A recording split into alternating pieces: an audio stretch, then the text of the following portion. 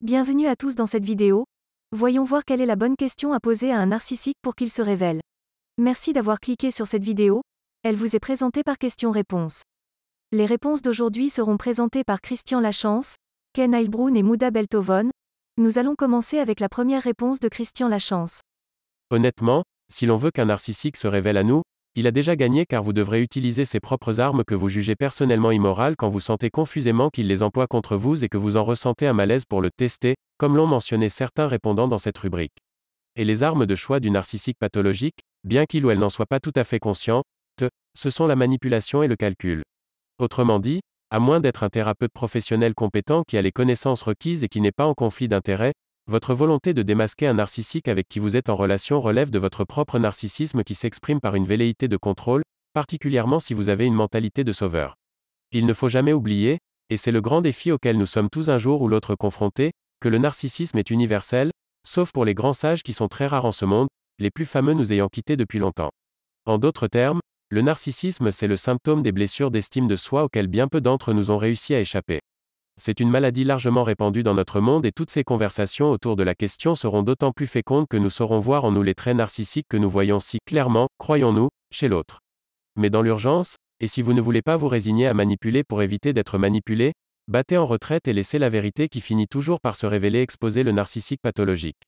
Le narcissisme est un sujet largement discuté sur Quora. Il y a une bonne raison à cela. C'est que nous sommes tous et toutes aux prises avec cet ego aux exigences énormes et qu'il est si facile de blesser. La meilleure défense contre ce phénomène humain, trop humain, c'est la lucidité. Et qui dit lucidité dit obligatoirement réflexion, c'est-à-dire le retour du regard sur soi pour s'assurer que notre propre ego ne nous empêche pas de voir clairement ce que nous apercevons chez l'autre et pour vérifier si nous sommes en présence d'un narcissisme pathologique qu'il faut fuir à toutes jambes ou d'un narcissisme sporadique et sans conséquences sérieuses. Mais vouloir que le narcissique qui nous blesse se révèle, et le tester avec des questions sournoises pour le prendre au piège, c'est laisser notre propre narcissisme glisser vers la manipulation. Sans le savoir, ce narcissique que vous présumez, à tort ou à raison, pathologique, aura déjà gagné la partie. Comprenne qui peut comprendre. La prochaine réponse est de Ken Heilbrunn. Pour qu'il se révèle, fastoche, mais pas en lui posant des questions. Faites plutôt des commentaires légèrement critiques de temps en temps. Sur son choix de chemise, sa conduite, sur ce qu'il a dit à quelqu'un d'autre, à une de ses opinions sur quoi que ce soit. Puis observez sa façon de réagir. Et demandez-vous si une personne normale réagirait de la même façon.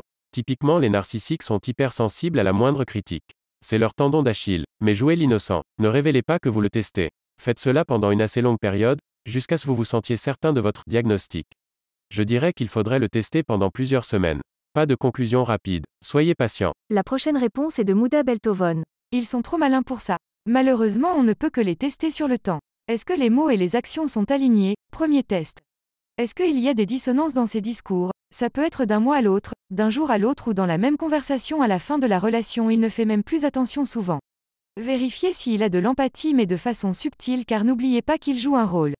Je me souviens avant même que nous soyons dans une relation, je venais de rater un entretien d'embauche, il n'a rien dit, je l'ai regardé dans les yeux, il a senti qu'il fallait qu'il réponde quelque chose, il a dit je suis désolé. Et c'est tout. Il voulait tout savoir de moi mais quand je parlais de moi, à moins que ça lui serve, contrôle, fuel, il n'écoutait pas. Écoutez bien son passé, bien entendu, s'il a déjà trompé il le fera encore, etc. Je pense que le signe le plus évident c'est qu'il presse la relation. Un adulte ne dit pas je t'aime en quelques semaines, soyez réaliste. Leur côté enfantin peut être séduisant mais révèle souvent un trouble de la personnalité. Good luck. La vidéo est terminée. Merci d'être resté jusqu'à la fin. Pensez à vous abonner si la vidéo vous a plu. Les likes aident aussi beaucoup pour le référencement.